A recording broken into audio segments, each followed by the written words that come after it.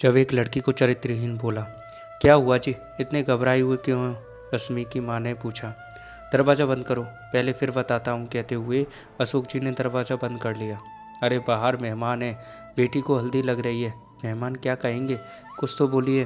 भगवान के लिए मेरा दिल बैठा जा रहा है। वो कैसे बोलूँ, समझ नहीं आ रहा।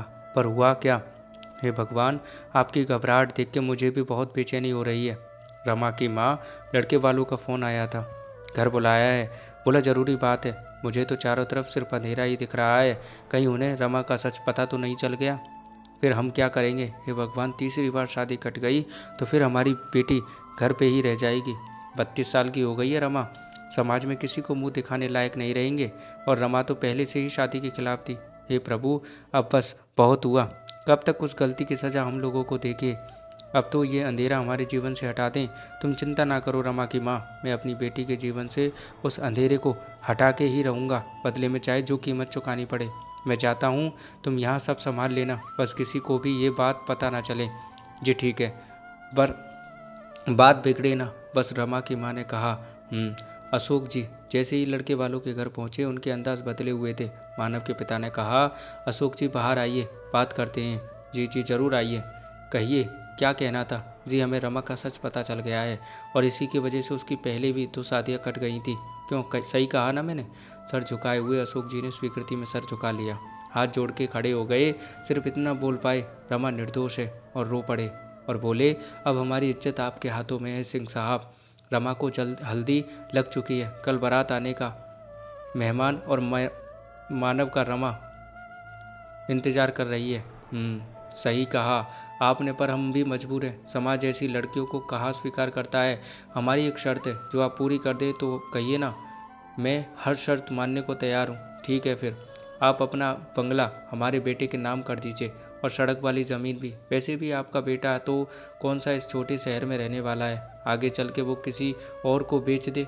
इससे अच्छा है कि आप हमारे नाम ही कर दीजिए। पर अच्छा ठीक है, लेकिन बारात आने पर ही मैं ये पेपर साइन करूँगा। ठीक है, पर यह बात हमारे और आपके बीच ही रहनी चाहिए। अशोक जी घर आने लगे तो पलट के सिर्फ इतना कहा कि मानव को ये बात कभी भी ना पता चलने पाए। अशोक जी आप निश्चिंत रहिए।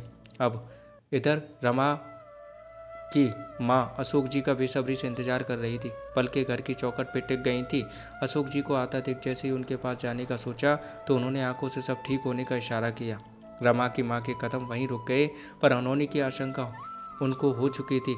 रमा ने अपने माँ पापा के चेहरे की बेचैनी को भांपते हुए माँ से पूछा, क्या हुआ माँ? कुछ तो नहीं? कुछ भी नहीं। ऐसे क्यों पूछ रही है बेटा? कोई बात नहीं, बस तू कल चली जाएगी ना, बस यही सोच रही थी कि तब कैसे रहूँगी। अगले दिन शाम को बारात आनी थी। अशोक जी ने सारी बात अपनी पत्नी और बेटे को बुला के बताई कि अब यह घर रमा के ससुराल वालों के नाम हो जाएगा। तो रमा की माँ ने कहा, लेकिन हम कहाँ जाएंगे, और मुन्ना भी अभी पढ़ ही रहा है। कोई बात नहीं माँ, दीदी की खुशी से बढ़ के ये घर नहीं है हमारे लिए, और 1 साल बाद तो मेरा MBA पूरा हो जाएगा, तब हम नया घर ले लेंगे। तब तक कहीं किराए का घर देख लेंगे। इतना सुनते ही रमा की माँ रोने लगी। किस बात की सज़ा मिल रही है हमें?